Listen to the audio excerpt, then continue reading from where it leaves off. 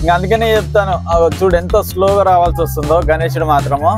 మనం ఇక్కడికి వచ్చి 3 days అవుతుంది, 2.5 days అవుతుంది. ఇది 3వ రోజు అన్నమాట.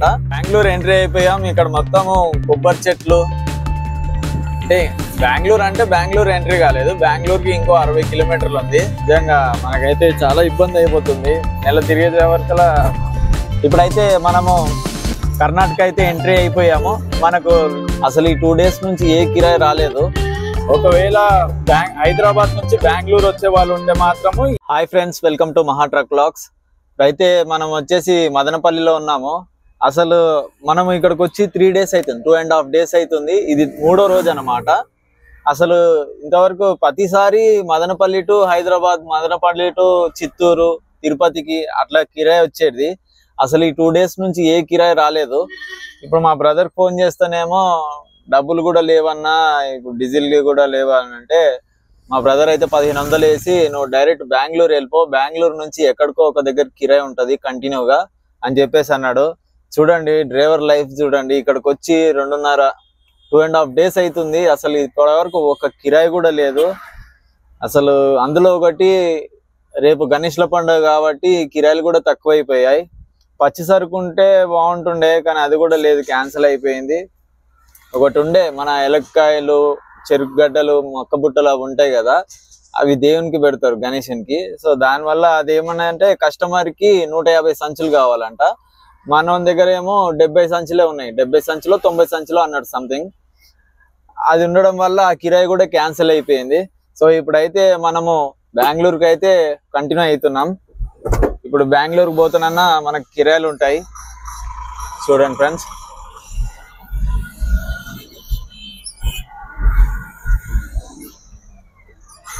మన వీడియో చూస్తున్న వాళ్ళందరూ సబ్స్క్రైబ్ చేయండి, లైక్ చేయండి, వీడియోని షేర్ చేయండి. ఓకే ఫ్రెండ్స్, ఇప్పుడైతే వీడియోని కంటిన్యూ చేద్దాం.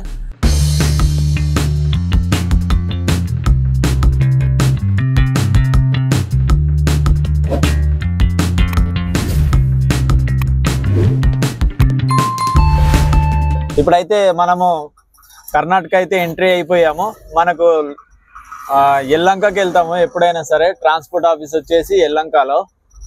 అతను కూడా ఫోన్ చేస్తే ఏదైనా కిరాయి చూస్తాను రా అని చెప్పేసి అన్నాడు. చూద్దాం మళ్ళా ఏమైనా కిరాయిలు దొరికి. నాకు తెలిసి చెన్నైకి దొరికితే బాగుంటుంది. ఎందుకంటే చెన్నై టు రెగ్యులర్గా బెంగళూరు టు చెన్నై ఉంటుంది. మళ్ళీ చెన్నై టు బెంగళూరు వేసుకొని వచ్చి లాస్ట్ బెంగళూరు టు హైదరాబాద్ అన్న విజయవాడ అన్న కొట్టేస్తే మనకు బండి ఫైనాన్స్ అనేది వెళ్ళిపోతుంది. ఆల్మోస్ట్ సగం బండి ఫైనాన్స్ వెళ్ళిండే, కానీ వేరే కట్టుకునేవి ఉంటే కట్టుకున్నాను. ఫైనాన్స్లు చిన్న ఈఎంఐలు అట్లాంటివి ఉన్నాయి, అవి కట్టేసుకున్నాను. నిజంగా మనకైతే చాలా ఇబ్బంది అయిపోతుంది. నెల తిరిగే వరకలా డబ్బులు వస్తున్నాయి, మనకు బొక్కలు కూడా అంతే ఉన్నాయి. ఆ బొక్కలకి వెళ్ళిపోతున్నాయి డబ్బులు, మన దగ్గరికి జోలోకి రావట్లేదు. అట్లా అయిపోయింది మన పరిస్థితి. ఇంకా తప్పదే కొన్ని రోజుల వరకు. ఇప్పుడైతే మనకి ఇక నుంచి ఒక 65 కిలోమీటర్లు అయితే ఉంది, గంటంబావు దారి. బెంగళూరు ఎంట్రీ అయిపోయాం. ఇక్కడ మొత్తము కొబ్బరి చెట్లు. అంటే బెంగళూరు ఎంట్రీ కాలేదు, బెంగళూరుకి ఇంకో 60 కిలోమీటర్లు ఉంది. మొత్తం కొబ్బరి చెట్లు అవన్నీ ఉన్నాయి. చూడండి రోడ్డు కూడా కొద్దిగా నీట్గానే ఉంది ఇప్పటి వరకు అయితే. ముంగటైతే ఎలా ఉంటుందో చెప్పలేము.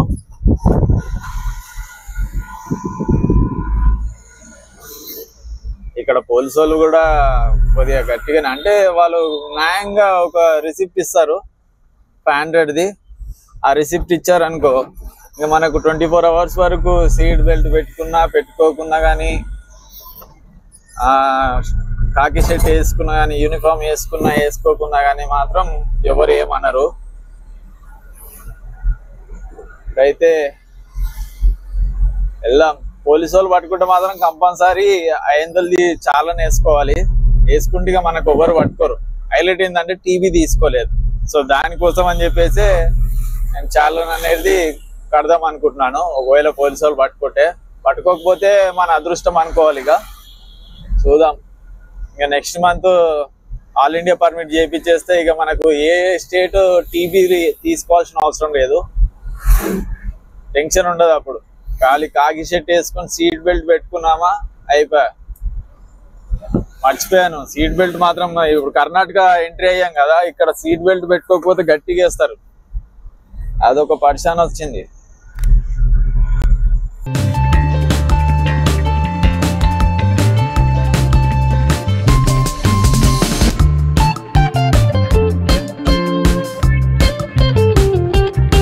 మనకైతే ఇప్పుడు ఇంకా 30 కిలోమీటర్స్ ఉంది బెంగళూరుకి.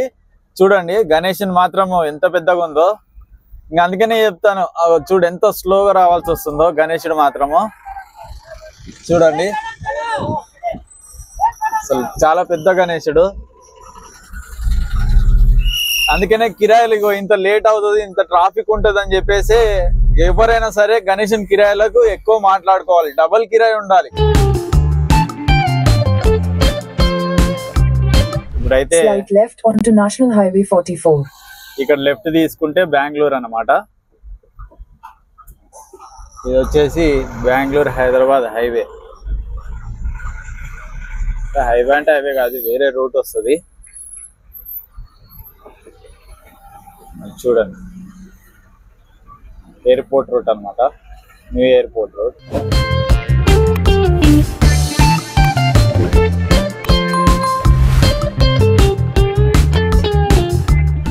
ఇంకా 18 కిలోమీటర్స్ అయితే మనము ట్రాన్స్పోర్ట్ ఆఫీస్ కాడికి వెళ్ళిపోతాం.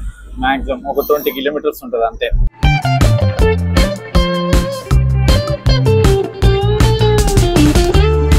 మనమైతే ఇప్పుడు బెంగళూరు అయితే ఎంట్రీ అవుతున్నాము. మనకు ఎల్లంగాలో స్వాతి రోడ్ లైన్స్ అని చెప్పేసి ఉంటది. అన్నకు ఫోన్ చేస్తే కిరాయి చూస్తాను నువ్వైతే రా అని చెప్పేసి అన్నాడు. ఇప్పుడైతే మనం వెళ్ళి ఆఫీస్ దగ్గర ఉంటే ఏదైనా కిరాయి చూస్తాడు, లేదంటే ఈ గ్యాప్ లోనే ఫోన్ చేస్తాడు. ఏ టైంలో అయినా ఫోన్ చేస్తా, ఆగు నువ్వు మెల్లగా వస్తా ఉండు అని చెప్పేసి అన్నాడు. మనకైతే ఇప్పుడు ఒక 15 కిలోమీటర్లు అయితే చూపిస్తుంది ఇక్కడ నుంచి. చూడండి మనమైతే ఇంకో 5-6 కిలోమీటర్లు పోతే సిటీ ఎంట్రీ అయిపోతాము. చూద్దాం, మనకైతే పంపిస్తాను ఆగు నేను కిరాయి మాట్లాడతా అని చెప్పేసి అన్నాడు. చూడాలి, మనకు దేని దయ వల్ల. నేను అన్నకి చెప్పాను, అన్న చెన్నై సైడ్ వస్తే చూడన్నా అని చెప్పేసి అంటే, ఓకే అప్ప చూస్తాను, మన అందరికి ఫోన్ చేస్తాను అని చెప్పేసి అన్నాడు. చూద్దాం ఇప్పుడైతే మనకు మన అదృష్టం ఎలా ఉందో. ఒకవేళ కిరాయి ఇచ్చాడు అనుకో, ఇప్పుడు వీడియో ఇక్కడ నుంచి కంటిన్యూ చేయాలా, లేదంటే పార్ట్ 3 లెక్క బెంగళూరు టు చెన్నై అని చెప్పేసి వీడియో పెట్టాలా అనేది చూస్తాను ఇప్పుడు.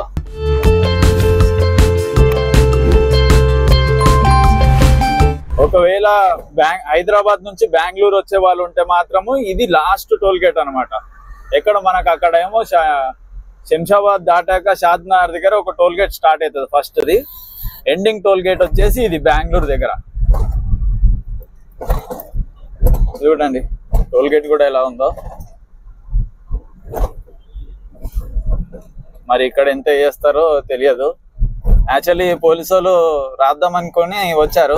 మనం సీట్ బెల్ట్ ప్లస్ యూనిఫామ్ వేసుకున్నాం కాబట్టి మననైతే ఆపలేదు, అదృష్టం అనుకోవాలి. టోల్గేట్ చూడు ఎంత డిజైన్ గా కట్టారో మొత్తము. అదిగోండి ఇది ఓల్డ్ ఎయిర్పోర్ట్ సైడ్ అన్నమాట.